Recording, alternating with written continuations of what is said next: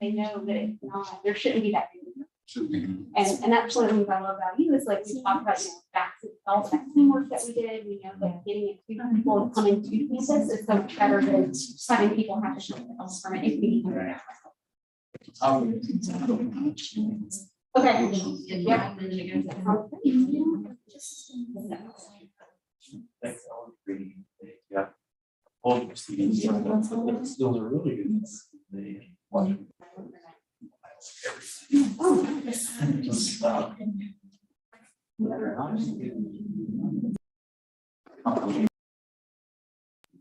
Okay, how about?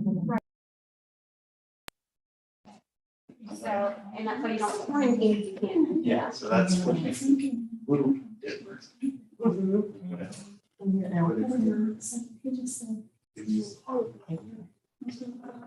That's when you should go get vaccinated. Oh,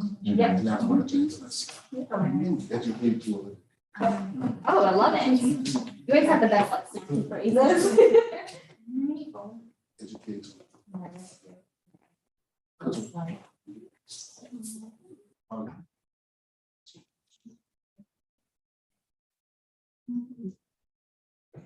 Hello, everyone. Good evening. So we're going to go ahead and get started because I want to be respectful of everyone's time. Thank you to each and every one for being here today in person and remotely. My name is Courtney Neese. I'm the Community Health Manager for the County Public Health Department and the Healthy Rowan Executive Director. Before we begin, I would like to go over a couple housekeeping items. The town hall is being streamed live over YouTube and the camera is directly in the middle. So if you do have to get up for whatever reason, please try to exit towards the outside aisles instead of the middle, just so you don't obstruct the panelists. And please hold all questions until the end. If you would like to submit a question anonymously, please use the QR code that is on the flyer that was placed in your seat. Or if you are joining remotely, you can submit a question in the YouTube chat box. And at the end, I will bring all the questions up here and I will ask the panelists your questions. Lastly, we're here today to provide equitable health education about monkeypox.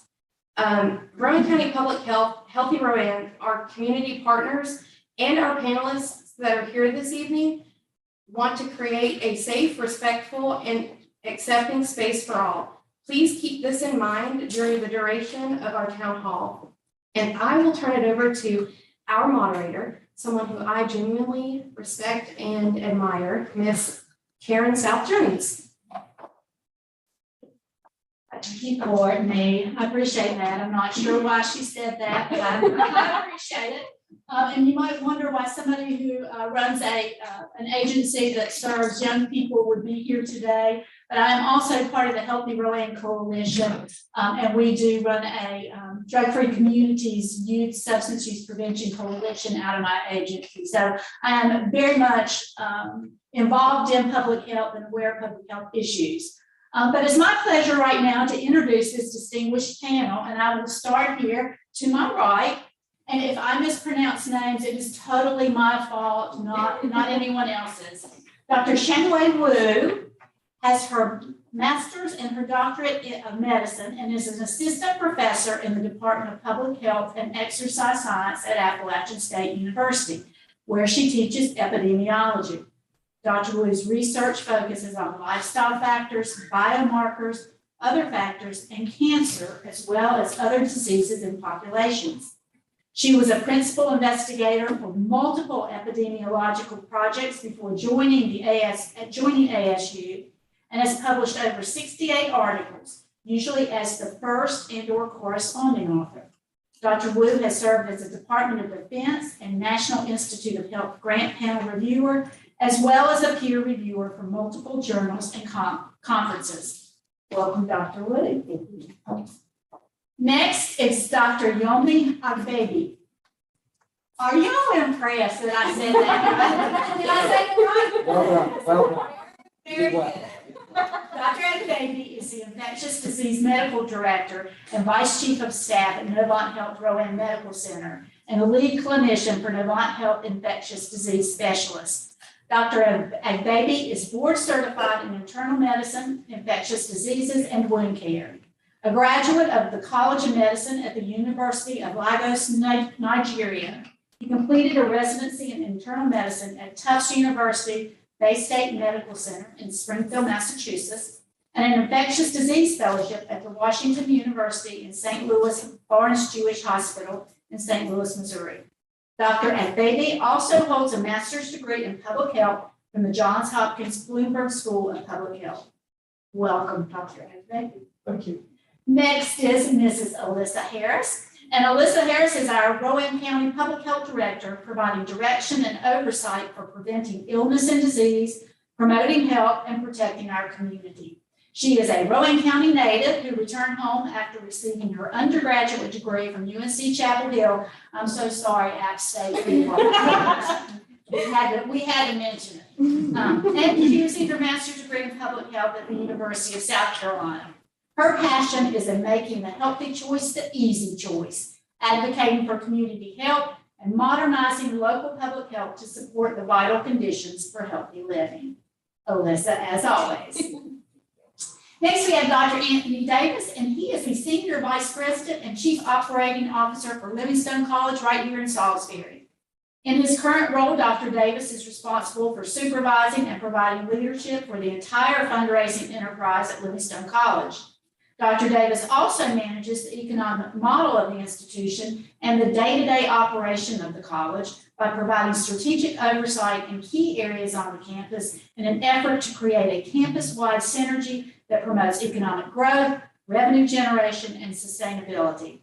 Prior to accepting his current position, Dr. Davis was the Vice President for Development with the Consortium for Graduate Study and Management, where he managed their development program, providing leadership and strategic direction in the areas of corporate philanthropy, foundation relations, individual giving, and student and alumni relations. Welcome, Dr. Davis.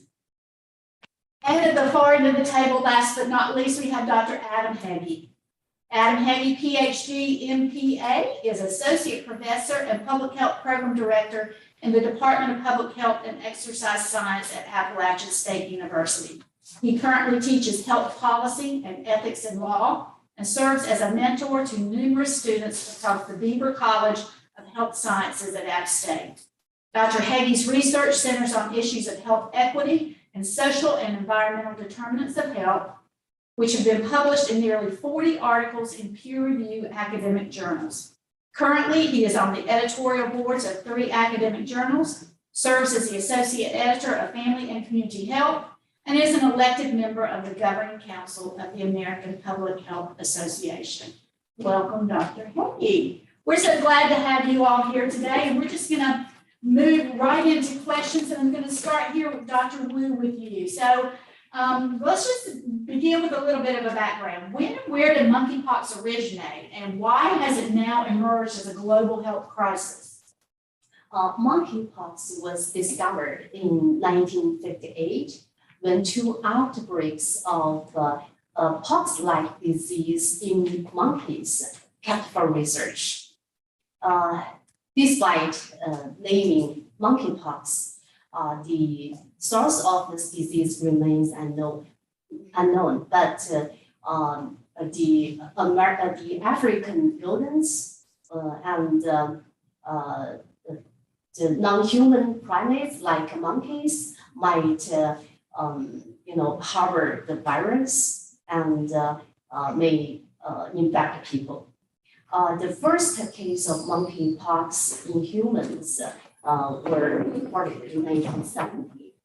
And before the outbreak of 2022 outbreak, some monkeypox cases in humans were reported in people from several Central and Western African countries. And before the 2022 outbreak, the monkeypox cases occurred mainly in Western and Central African countries. They are the endemic countries.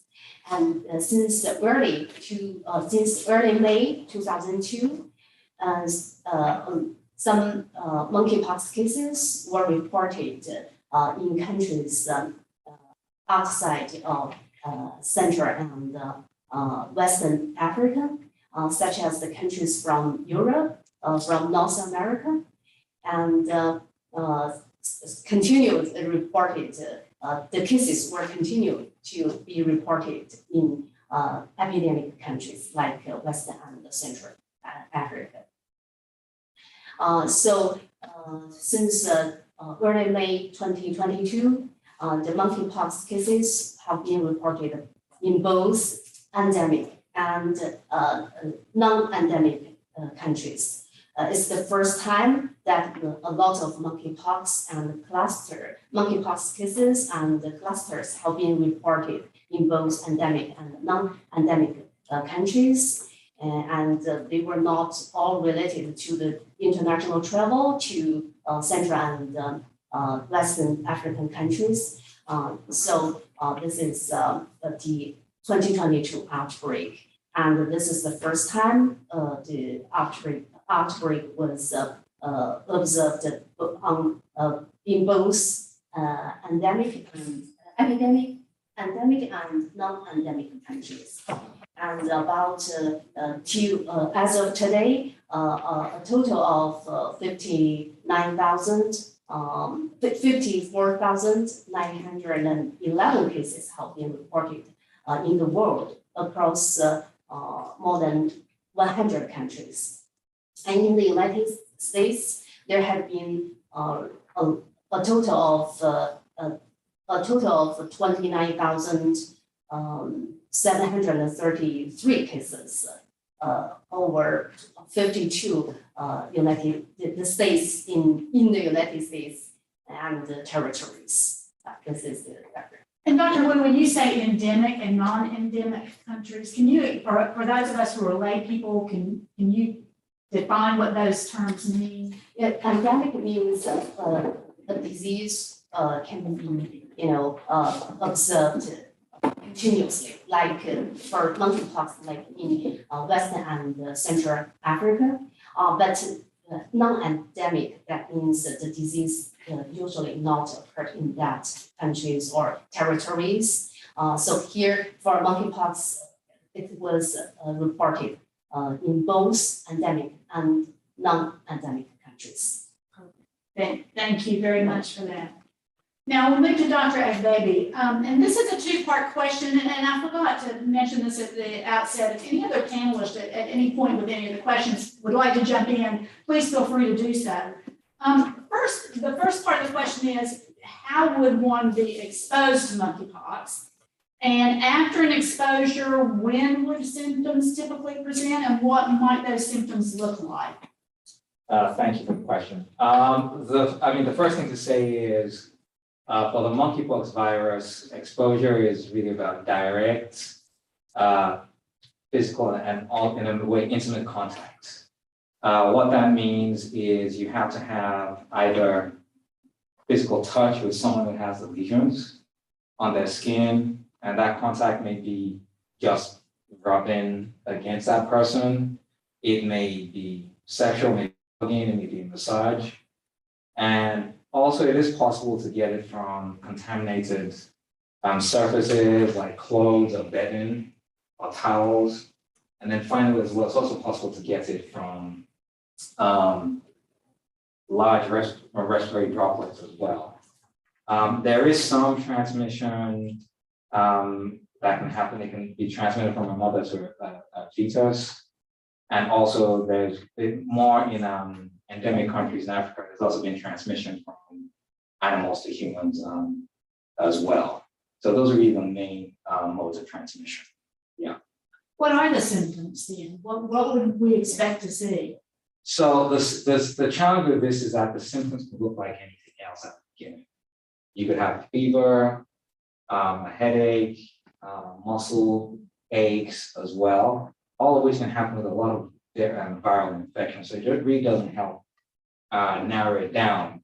Then the other thing that we sometimes see in more of the recent studies is quite a number of the patients actually went on to have some swollen lymph nodes, lymph glands that you could see in about half of cases. And then finally, patients that have the rash as well. The thing with the rash, which we have to be careful about is the rash can look like anything. It can vary from looking like a pimple all the way to looking like a multiple swollen blistery type lesions over the skin. So there's a wide range of rashes that it can cause. And in some patients, the rash was the first symptom, not the last. So there's a wide variation in how people can look.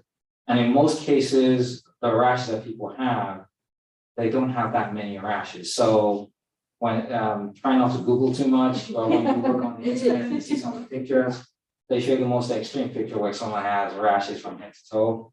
But in a lot of cases, most patients are having less than 10 lesions. And those lesions can be on the face, and they can also be in the rectal and anal region as well. And they can be quite painful, is really the main thing. Thankfully, for most people, it's not severe enough to potentially need the hospital. But a lot of the patients who ended up in the hospital in the study that are available, there's really more for pain management or infection control that they end up there. But those lesions can appear anywhere. And what that means is that sometimes they're mistaken for other things. They can be mistaken for just your usual herpes rash. They can be mistaken for other sexually transmitted infections. So those are things to keep in mind. And I'm just kind of as a follow-up, I'm just wondering with that, why should we worry about monkeypox? You know, how sick do folks get, and you know, what type of alarm bell should go up for the community at large about monkeypox? I think the worry wouldn't be the word I would use for it. I think it would be caution would be the word I would choose, because like Dr. Wu just said, these are viruses that were not endemic in this country before. What we don't want to happen is we don't want a situation where a virus that was never really established here becomes established. That's a problem, because then we basically have a new disease that was added into the equation. And the good news is that for most people, it is not a fatal disease. That's, I think, the most important thing to say. Yes, we have had one report of a death in Texas, but that patient was immunocompromised. And he had a lot of immune problems to keep in mind. But still, the main concern is that we would have a new disease that we're already added into the communities. And because it's right now, it looks like so many other things, it is really difficult to separate and tease out that this is monkeypox versus herpes versus sexually transmitted syphilis, chlamydia, any of those other things that can cause skin lesions on the body. Yeah. Thank you very much. Thank you. Melissa, we're going to move to you, and again, this is a multi-part question, and it's about vaccines. Okay. So first of all, is there a vaccine readily available? Who should get it? How is it administered? And what, if any, plan do we have here in Rowan County for vaccine administration? Yeah, so I think that's an important question. First, yes, we do have vaccine, and I think that is wonderful. North Carolina has 69 vaccine providers. And so we're very happy to be one of those receiving vaccine. We worked with our partners from Mecklenburg County and Forsyth County to pull vaccine here. And just a little bit of background, our first case was July 15th. So we are now only at 26 cases. So I think that really puts into context that this is not something that is fast moving. This is not COVID 2.0. You know, I think we need to bring the alarm bells down, that we're not concerned in that way. But we do want to get ahead of this. We want to prevent the spread. We don't want it to get a foothold in our community.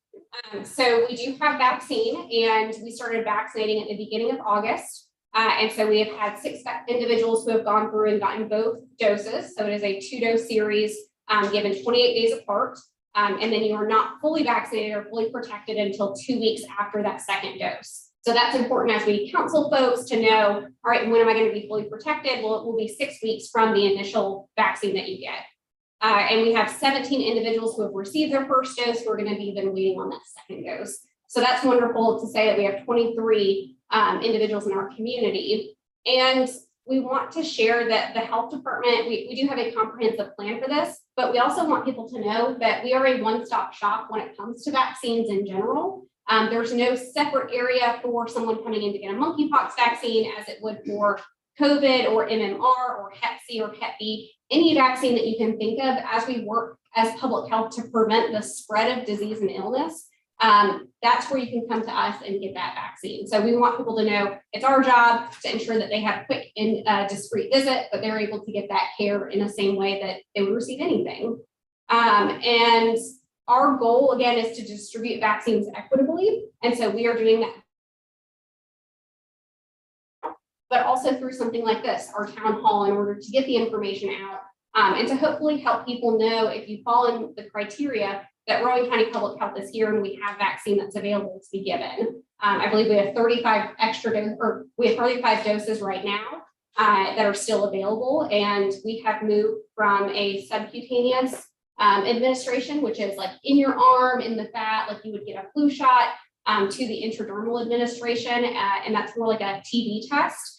And that was because the FDA did share an executive use authorization to allow us to do that, because there is a very, very limited supply. North Carolina received around 18,000 doses, and we've had 11,000-ish doses administered so far.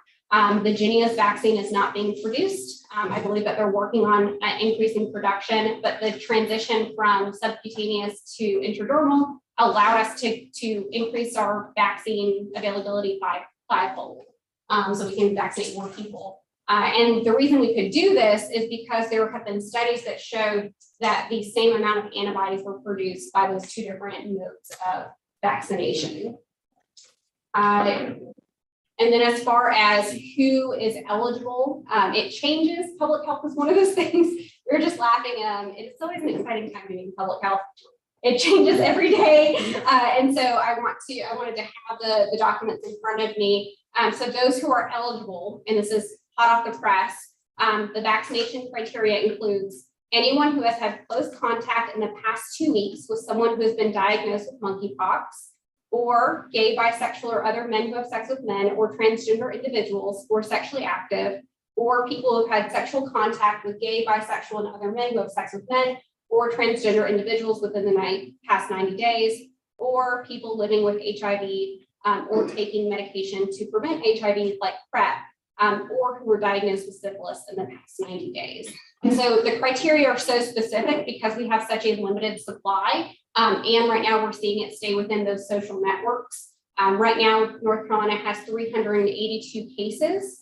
And of those cases, 99% are male and 68% are Black Americans. So our individuals who are Black in our community. So, knowing that there is a disparity, knowing that it's not equally distributed, that's what we're looking at. And we're saying, how can we get this out by word of mouth? How can we make sure that we're approaching the appropriate populations and using our vaccine as effectively and efficiently as we can?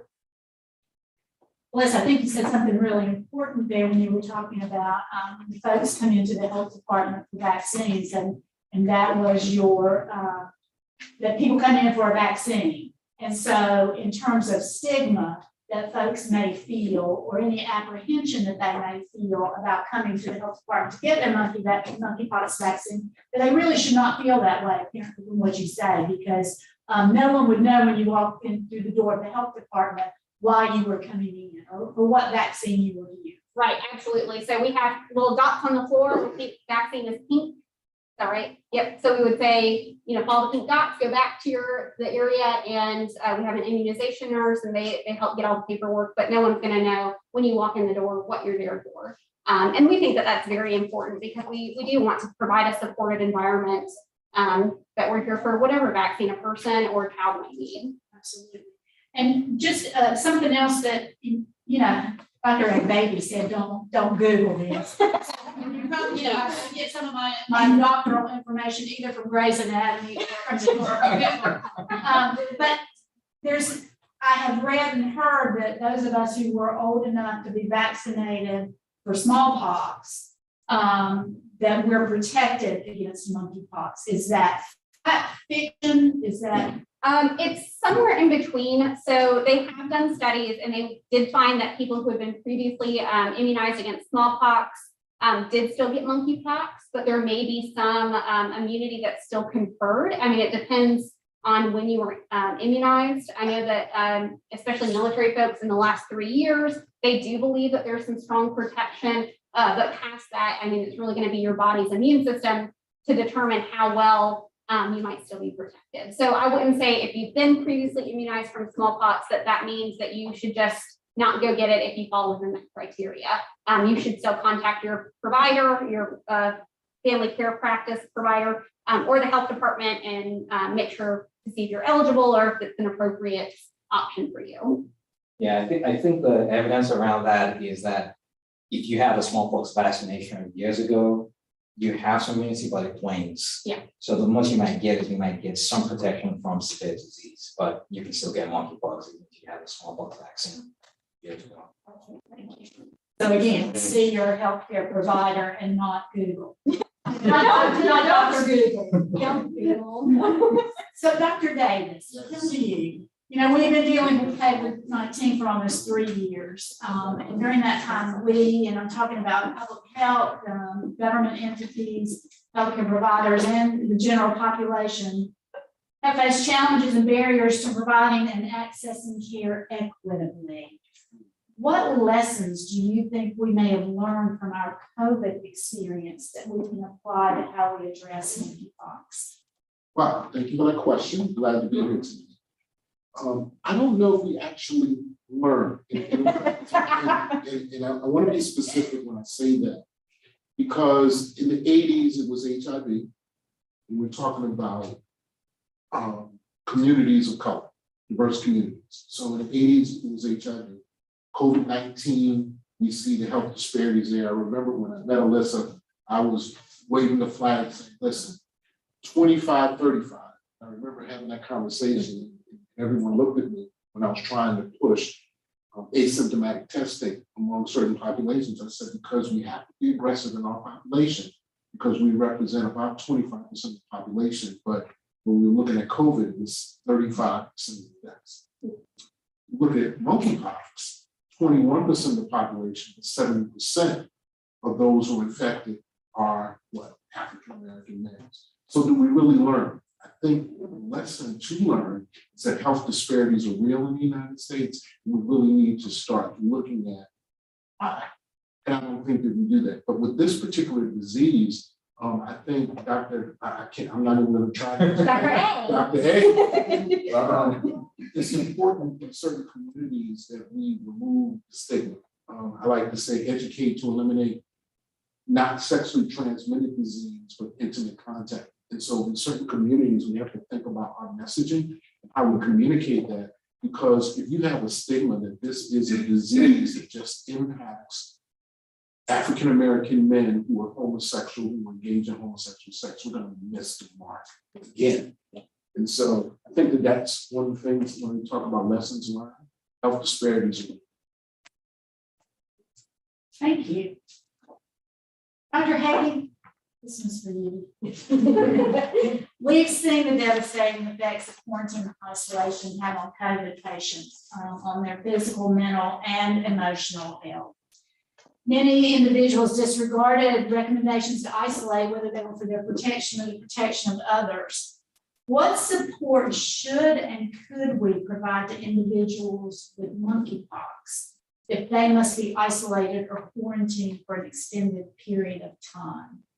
Thank you for that great question. I think I'm going to build a little bit from what Dr. Davis just mentioned about have we learned from COVID about some of the challenges that people faced when that hit us and is still hitting us.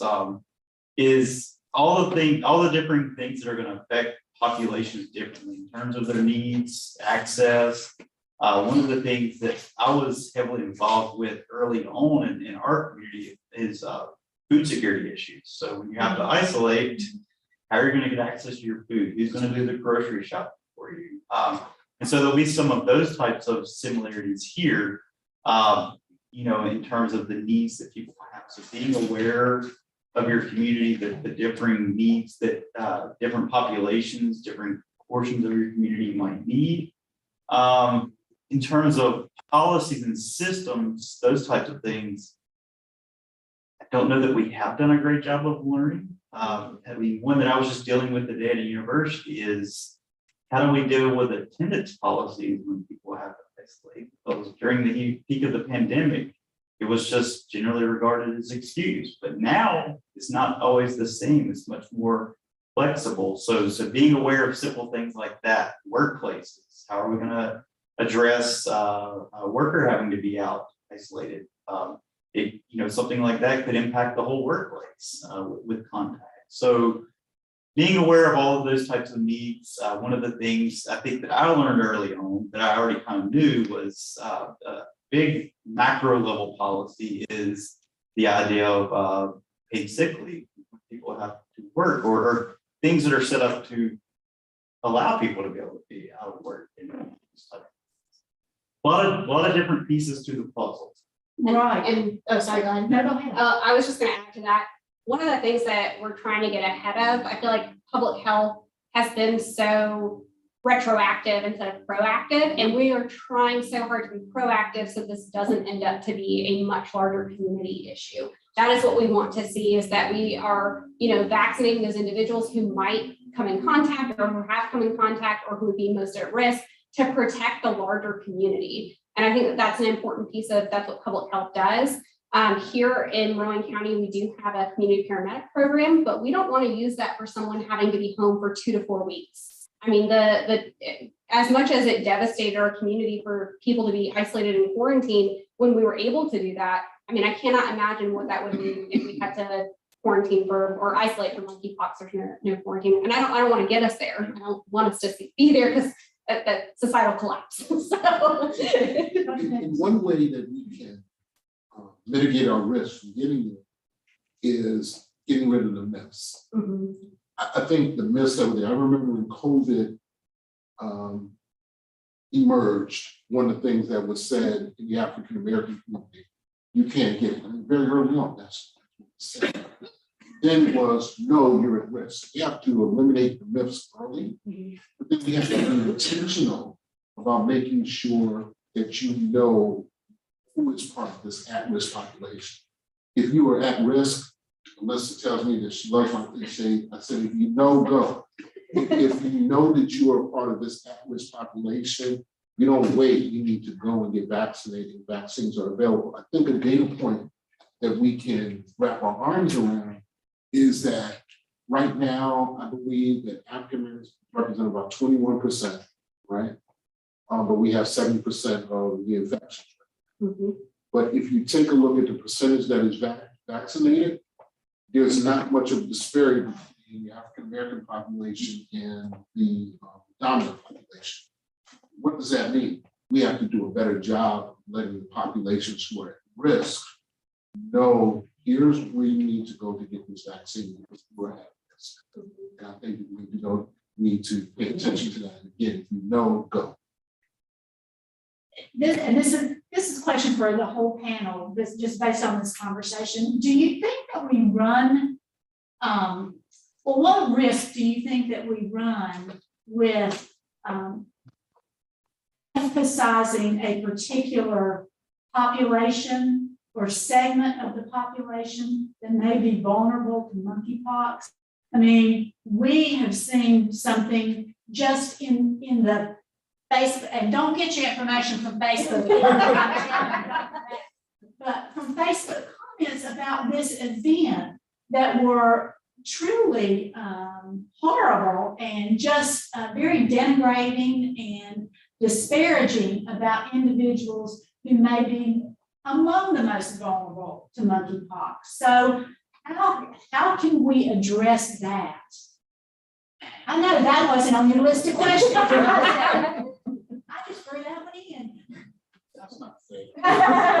No, but I think a quick step. Mm. I think it's important though, because if you don't, you'll have a community who's at risk that will not get vaccinated. And guess what?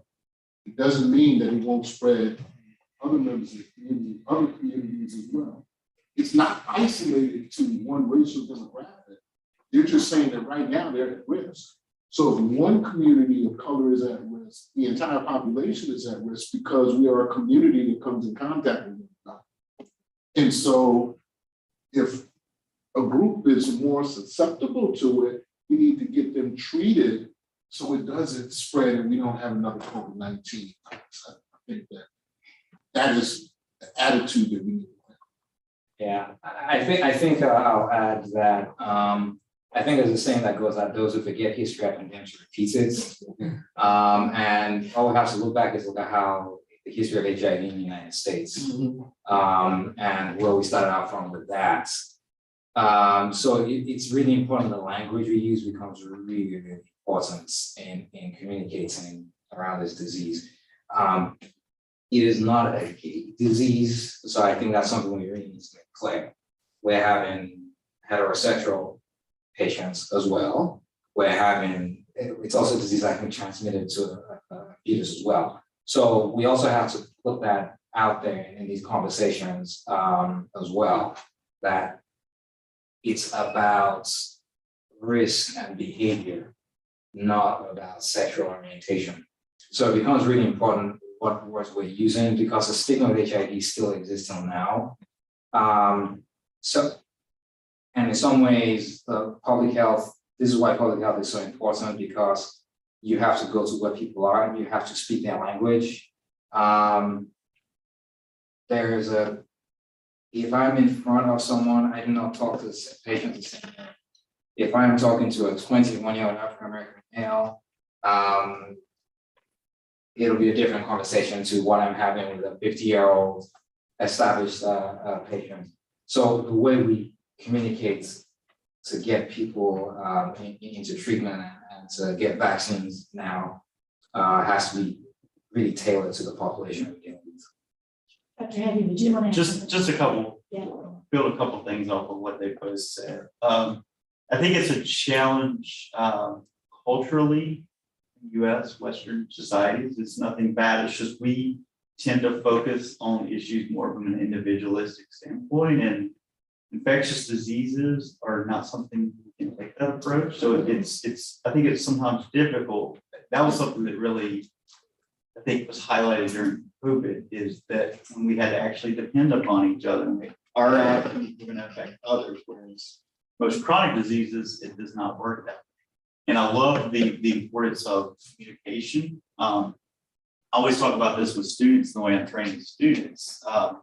The ways that they're going to communicate with audiences, they have to be aware of. Like, I'm a white male, I fit every privileged identity in US society. And so I have to be aware of that in terms of the way that I'm communicating with folks, who I'm going to maybe seek out trust in, that I can have work with me, that maybe is going to be more trusted in a community. So I think for health departments and those types of entities, that's important to think about in all of this as well. And just to round that out, I completely agree. I think the messaging has to be on the behavior and not how an individual identifies. I think that is incredibly important. It's not whether or not you're gay, it's whether or not you're engaging in these behaviors. And that's something that's, we have to recognize. And then the second thing is, I feel like this is lessons learned from COVID. But what we learned is, when information changes very rapidly, and we are giving out that information that seems like we're giving out conflicting information, that breaks down the trust in the healthcare system and in public health and in the people who are trying to prevent the illness. This is very different because I feel like number one, it's a more established disease. It's been around since 1958. We have a vaccine for it that was already developed. There are all of these things, it fits in the smallpox family that we are able to better stand on our foundation and have conversations about. But I think that we're coming from, behind, because we're having to rebuild some of that trust in public health and the message of prevention, so we can move forward and hopefully prevent illness and disease in the future. The last thing we want to see is for this to jump from populations to the whole community. And again, that's what we're trying to do, is we're trying to, help the people who are most at risk so we can protect the whole community. Can I add to that? Sure. It's almost like going to your tailor and getting a suit that is tailored to fit versus buying something. Certain communities need certain messaging because there's a historical context related to it. I remember during COVID, when we were trying to go to communities and talk about getting the vaccine. You don't know how many communities says, I'm not going to do that. And I had to do this on a college campus because of misinformation. Google, by the way. Not even Facebook. There were people on Google who said, well, remember when they gave the African American community syphilis? And I said, no, that's not what happened. They didn't treat them. So we have to think about tailoring the message to certain communities based on that historical context.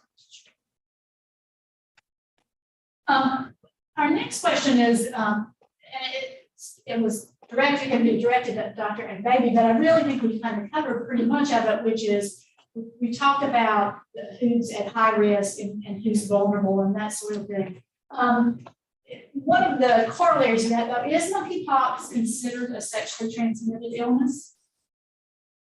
Yes and no. And here's why I use that phrase, yes and no, very well. Sexual transmission is one mode of transmission, not the only mode of transmission. And the other issue as well is that it's been endemic in Africa, West Africa, and in Eastern Africa, Central Africa. And it was never recognized in those situations as a sexually transmitted infection. So I think one of the challenges with this disease, as with COVID, as Alyssa was saying, is we have to be very clear about the things we do know and the things we don't know.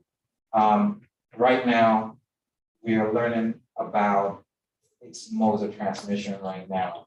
So sexually transmitted is the dominant one currently in this outbreak, but it is not the only one. And we need to be careful with that, lest people, I've already had to take phone calls where people got monkeypox or felt they were exposed because they lived with someone and initially thought they could guess it. And I had to explain, no, if you live together in the same room, yes, you can get monkeypox. Dr. Reed, this may be a question that you can help answer. So monkeypox has been endemic in Africa for decades now. And as an American, I didn't know about it until what, 2 months ago, earlier this year, and never even heard of it, which doesn't say a lot about Americans and our awareness of what's happening in the rest of the world, to be honest. But has it been in Africa? Well, let me see if I can rephrase this a little bit. We heard about West Nile virus. We hear about things that are killers. Has monkeypox been a significant killer? Is that why we did not hear much about it? Has it? What has been its impact on that country in which it's endemic? Yeah, it's a very good question. Thank you for the question. So actually, the monkeypox is not a fatal disease. Till now in the world, it's about 10 deaths. Yeah, in the world, and in the United States, no deaths. So it's not a fatal disease like smallpox. But is it for those people, kind of like with COVID, for most of us who had COVID twice? Thank you. It was not fatal either. We were sick and we got better, but for some, it's for those who may be immunocompromised. Do those folks have more concerns than the rest of us would? Yes, I think so. For those that so they were immune compromised or have some other conditions. Yeah, being immunocompromised does increase the risk of severe disease. But something to also add to that is in the studies that we have available right now, quite a number of patients who had monkeypox, who got monkeypox, were also HIV positive. And we didn't really see any more severe disease in those HIV positive patients than in those who were non-HIV. But for, and I think the only one case we have now where we know that Texas here was, there was some immunocompromised, so it depends on how severe immunocompromised it is. But, and that's why, as Alyssa was saying, that the guidelines are targeting also patients who are positive with HIV as well, not because of any stigma or such, but also because that's a population we would like to protect, because they're showing up in the studies as a group that can get monkeypox. And 163 of our 382 cases in North Carolina also have HIV. And so we were seeing, these populations that are popping up where there have been diagrams. And so obviously when we see that, it's nice that, DHHS is responding in a way that opens access to ensure that we do have safety for those individuals. Because we don't want to see anyone pass away from this, especially knowing that it's not, the fatality rate is so low. We don't want to see that in the community. So if I get diagnosed with monkeypox, what is going to be the treatment or the regimen? And we talked about isolation and quarantine and that sort of thing. What happens then? If you were diagnosed with monkeypox, right now the first thing is you want to isolate. Also as well, I would also add, it's also nice if you can cooperate with your health departments. Yes. Good work. So I will put that part in the health department, because I call them and bother them about these things, because we want to not just, we want to be able to track down those who might have been exposed through you. So that's important. So don't feel like you're being invaded when you get asked questions by your contacts about activities. The reason is not to get into your personal affairs, but really to identify other exposures so those people can be vaccinated and we can take that of circulation. So isolation is going to be the first thing. Secondly, for most people, you don't need any specific treatment. So it's going to be symptom control, pain, fevers, those type of things. Those are the things that we're going to be trying and deal with as well. And then also as well, it's being in touch with your healthcare provider. Because if you do have more severe symptoms, yes, you may require to be in the hospital. That can be arranged so that you get into the hospital. And the main admission cases have been more about pain management. A few are for really bad pharyngitis, but those are the things that you do. So isolate, and also understand that if you're isolating, how long you're going to isolate for. Understand you're going to have to isolate until the skin lesions, all the skin lesions are gone and healed over. Also, you're not having any symptoms as well. So those two things really you want to keep an eye out for. And I just like to add from the post-exposure side or the vaccine side, one of the things that we have is once somebody, is shown to be symptomatic, that they have monkeypox, we're seeking out to vaccinate those people who have been around them and been exposed. And this is called post-exposure prophylaxis. And so our goal in that is, one, to hopefully prevent, if they were going to get monkeypox, that they would, or to lessen the severity of illness. Because we don't want to see people, be in those extremely painful boils. My understanding is that they're also permanent, right? Like smallpox would be, and we just don't want to see that in that population. So the goal is, again, vaccinating those who have been exposed, those who've been around them. And again, that would help reduce the risk of spread to the entire community. So the more we can pull people out of the population through isolation, though seems very rudimentary, it really is a fantastic way to reduce the spread of illness among us all. And then that gets back to what we were talking about earlier, is having those support systems in place for folks who may have to be isolated for I don't know, an extended period of time, probably a couple 4 weeks. weeks. Yes, yes, you know, so Yeah, that's, it's quite an extensive period of time. yes. Yes. And I think that's one of the challenging pieces of this, and which is why, as Alyssa said, the vaccination becomes really important. Isolation for 4 weeks, if you can avoid that by getting a vaccine, that'll be the way to go. Well, I think that's the end of the questions that we had prepared. So we will open up now to the audience that is here for any questions that you all may have for the panel. And don't all stand up at one time. Yes. What's the time period between the 2 doses? How long do you have to wait? So it's 28 days up to 35. So that's the time period we'd want to get somebody. I believe that there is the ability to do it 24, but you really want to wait until 28 days. So whenever someone comes to get vaccinated with us, we would work with them to go ahead and schedule that second dose so that we would all be on the same page. Because we want, and you're not fully vaccinated until 2 weeks after that second dose. So it's a 6-week time frame.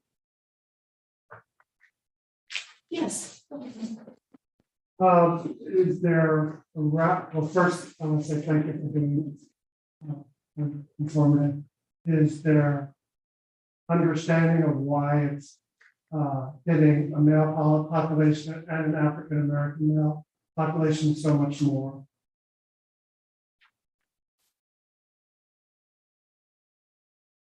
I see I'll pause. I believe that they're still researching and still hoping to understand that.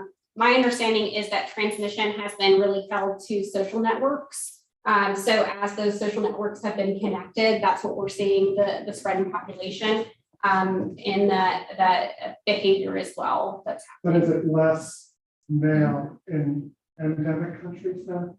In endemic countries, there's really no major gender distribution, which is why we come to the issue of high risk behavior. So what we've seen in the cases here is that in quite a number of cases, they're also having other STDs as well. Yeah. So, and that's why we have to really emphasize that it's not homosexual activity that is the issue, it's high risk behavior that is the issue. So I've already had a case where I had to discuss with someone where they had both chlamydia and monkeypox. So that's really the issue. It's that as a provider with my patients who have HIV, I point my finger at them and say condom, condom, condoms 3 times. And they joke and they know, yes, they're going to get this every time.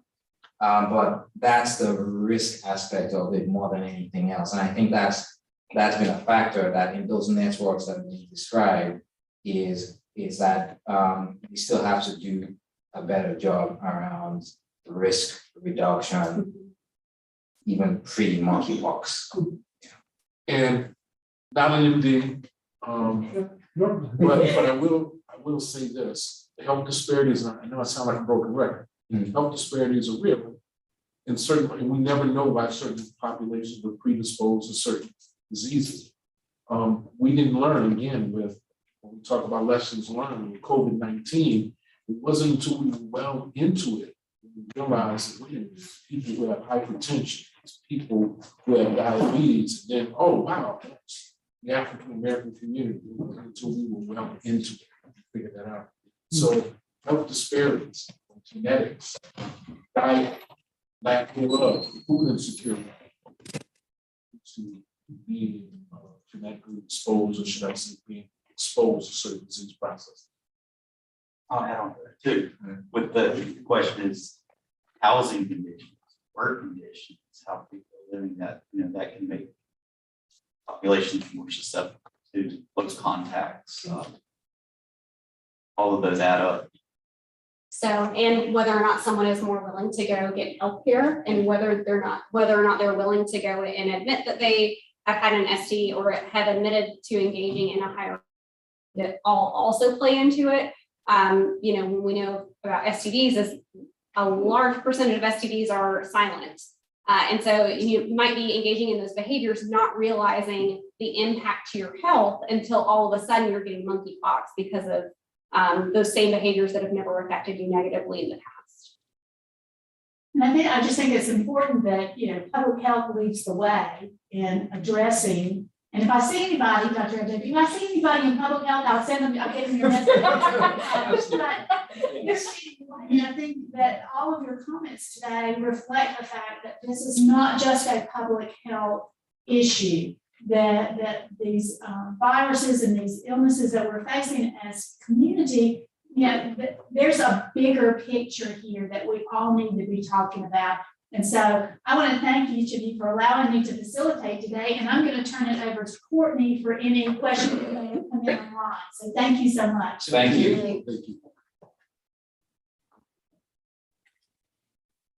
That's a good one. Oh, Great. Oh, good. Pretty good. So, since monkeypox appears differently on various skin colors and tones, can Rowan County's medical facilities be provided with educational resources or references to optimize accurate diagnosis and treatment? There are resources coming out from the from the North Carolina health department for this, and they do send us, all providers, emergency rooms, and hospitals. They do send out information on this as well. And I think the main thing I will add to this is the two things you want to keep in mind is one, we've spoken about the risk. You've got, as an individual, understand what your risk, what kind of risk category you're in is important. So I've had a patient come to my clinic who's my HIV patient, who's called me at least every week for the last 3 weeks for each spots on his skin. And I know him well, and I can say, you need, irrespective of whether it's just a pimple, I want you to get it tested. That's the main thing. Versus someone who tells me they have a high-risk behavior, telling me that they have the skin. There's no way to tell. So I think testing is available. I think is the main thing to put out there. If you're concerned, don't worry about whether it's a real or not. The best approach is to try and get tested. I think is the thing. Low threshold for getting tested. Yeah, and I'll add to that. At the health department, we do have testing and access to the state lab. And we have tested men and women. So if somebody came in, they had it's an unexpected or unexplained rash. You may look like what they saw online for monkeypox. There's no, there shouldn't be a stigma. Come to us, get tested. That's what we're here for. We want to prevent, again, spread of illness, and we want to, double check. And hey, that's great if it doesn't end up being monkeypox. Maybe you'll find another diagnosis and we can get you healthcare that way. And if it does, then we can get you the help you need. And follow the proper procedure in that way as well. How might we handle an outbreak in a congregate living situation such as jails? So this is interesting because I believe in Mecklenburg County, they had their first case in the jails. And what's really important is isolation for that individual. And it's also the, separate bathrooms, their linens. If there's any handling of any, potential flakes from those skin lesions, all of that needs to be handled very carefully. And so if it was to happen here in Rowan County, we'd work with the jails. We already have a jail health plan. It would fall into the infectious disease part of that. And so it would be, kind of springing into action and making sure that we have all of the appropriate prevention measures in place. And the vaccines. Yeah, exactly. That's the other thing is we would vaccinate people who've been exposed and who might have that. I mean, because if you're sitting next to someone 3 hours, you've got, touching whatever, it's again, it's not sexual contact necessarily, it's direct, intimate, personal contact, which can happen, in any circumstance.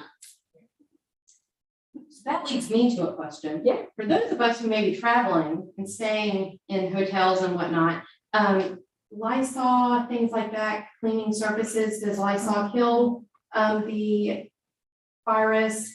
Germex, or is it traditional soap and water, or how best to sanitize surfaces? It's kind of all of the above. Yeah. Standard hand washing is fine, and things like Lysol will kill the virus.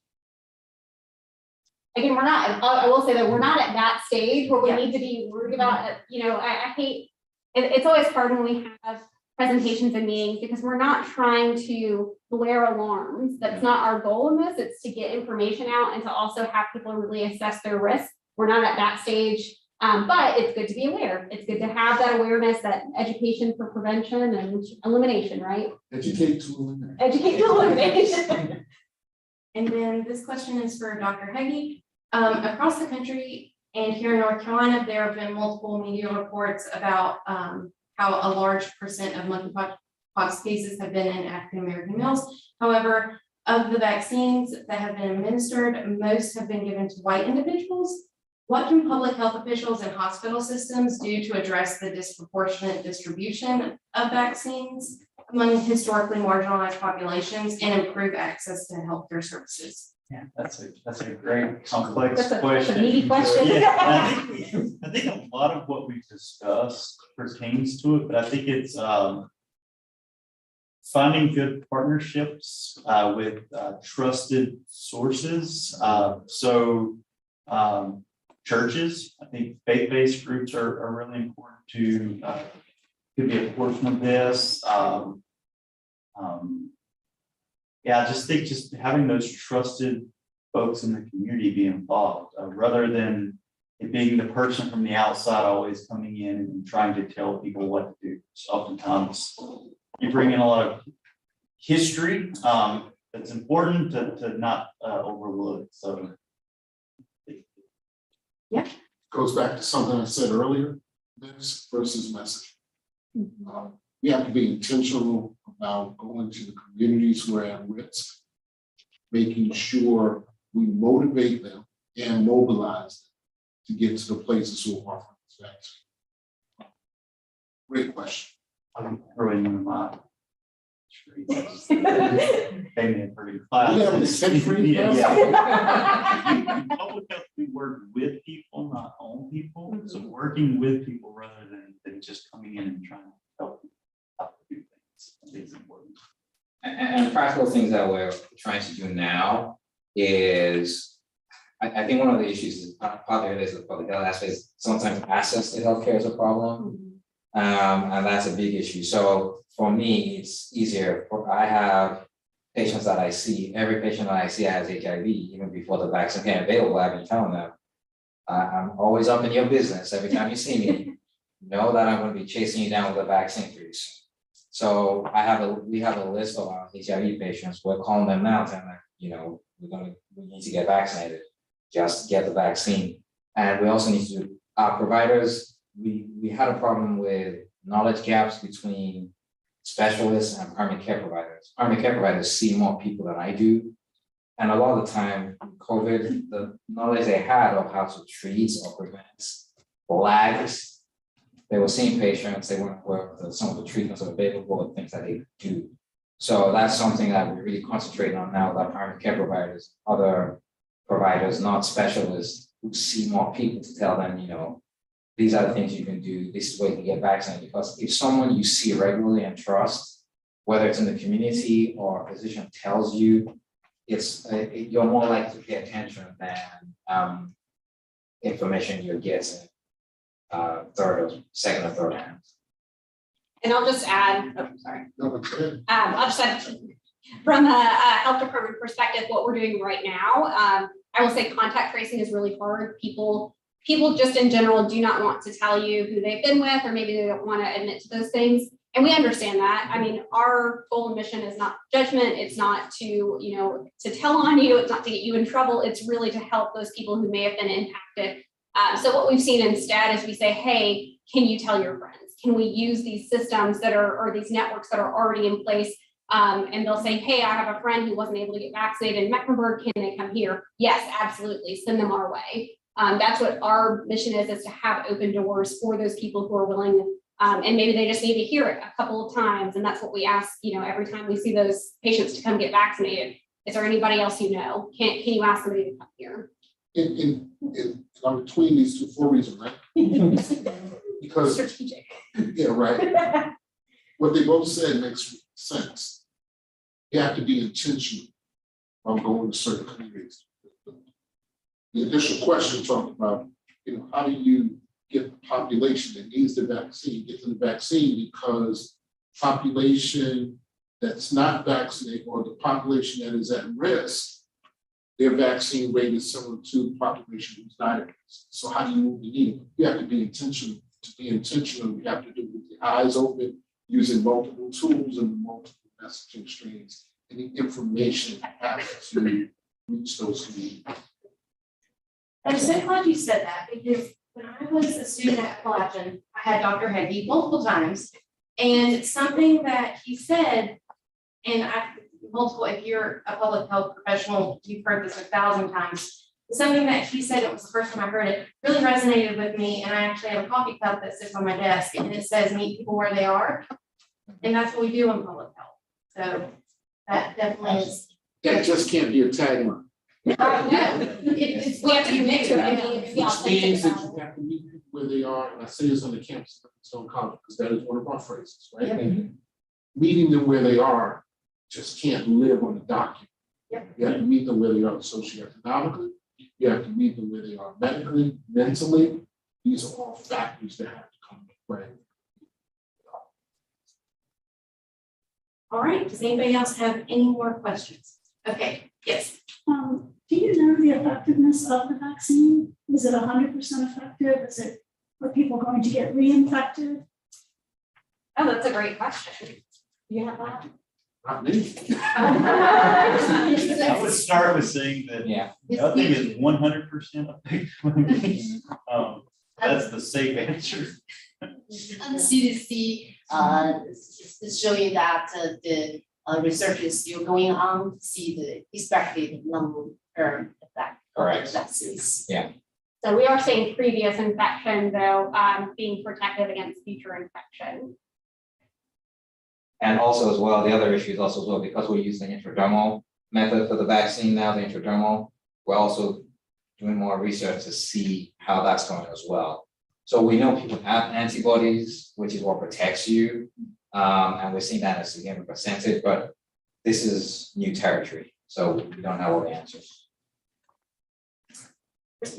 I had two that and one kind of goes with that.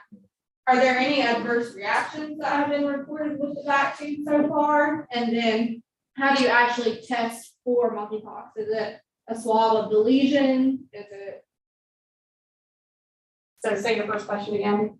Are there any adverse reactions that have been reported to the So vaccine? for the intradermal, you're going to have, that raised bump. There might be a rash, you might have a fever from it. We have seen more reaction to that than the subcutaneous, although the subcutaneous, so that's the in your arm and the fat, is going to be more painful. So like any vaccine that you're going to get, you might have that fever spike as your body responds and to start creating those antibodies. And then as far as testing, you're swabbing the lesion, but we do need to get, as far as I'm aware, the pus, right? And so it can be very difficult because there is a lot of encapsulation of those pustules to actually be tested. Yeah, I think the phrase for it is if you're gonna test, if you're gonna try and get a lesion, you got to rub vigorously. Vigorously. So to get something out of it, it is an issue as well, but yeah, that's the way to go. The other methods of testing, swabbing the throats, they're not as effective. There are studies where they try to use seminal fluid. Also, the numbers were not as good as well. So right now, I think the most accurate test is a good swab of a lesion. And if you look on the body, try and look for one that is possible where you can get a pulse from. If they have more than one, that would be the way to go. So, and recently, wastewater analysis is the new thing in public health. It's probably not new, but it's the thing that we're most tracking now. And they have found that by blood or saliva or seminal fluid or wastewater surveillance, it's just not enough of the virus to have a good prediction versus using something like testing on somebody who has active lesions. Anything else? Yes. Sorry. If someone has been vaccinated for it, are you seeing that they are still spreading it? So if they've been vaccinated for it, they should not then if it's like a post-exposure prophylaxis, and they happen to develop it, is that what you're saying? Or if they're asymptomatic. So, yeah, the asymptomatic spread is very low, as far as I'm aware. It is very hard to test for someone who's asymptomatic, so we wouldn't, so the term asymptomatic comes from, hey, we know you have that virus or illness, but you're not showing any symptoms. We're not really seeing that with monkeypox. We're seeing people with active, either the lesions or they have the prodome, the fever, the swollen lymph nodes, they're having symptoms. And once somebody has symptoms, that's when we know that they're contagious. So the vaccine, if someone is given it and in a post-exposure prophylaxis, where they're 4 to 14 days after exposure, but they still then develop, if they're developing symptoms, then they still have that potential to spread, especially if they have the lesions that have the virus in it, that could be then contagious to others. Yeah, and here comes the caveats. But So the incubation period is about 5 to 21 days, on average 1 to 2 weeks. So practically, if someone's exposed and you got the vaccine, there is still a risk that you could develop infection in that time frame. So yes, if you develop infection, you can transmit it. Then the second question you asked, which is about asymptomatic. Right now, there are very small studies, and which very few people in those studies, they said they felt they would do asymptomatic transmission. And the other thing to add in that group is that even that there's a caveat, because people are concerned that it's not that they were asymptomatic, it was that they didn't recognize that the minor symptoms they had were actually the real symptoms. So the jury is really out on asymptomatic. So for now, we're still saying asymptomatic transmission is low, but in 1 month, we may be telling you something different. But as of now, that's the information we have.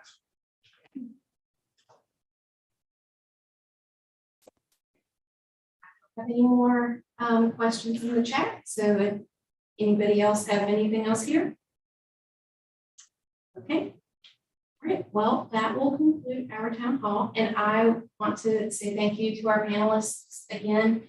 Thank you so much for taking your time out of your evening. And for those of you that drove here from far distances, thank you so much again. We really appreciate it. I would also like to thank DSS for letting us use their space, for Salisbury Pride for working with us, put on this event. And for all of you here that have come out and have shown interest in learning about monkeypox, and if you are joining us virtually, thank you as well. We really appreciate it. And like I said earlier, public health is all about meeting people where they are, and this is a prime example of meeting people where they are. You all were cared enough to come out and learn about monkeypox, so here we are.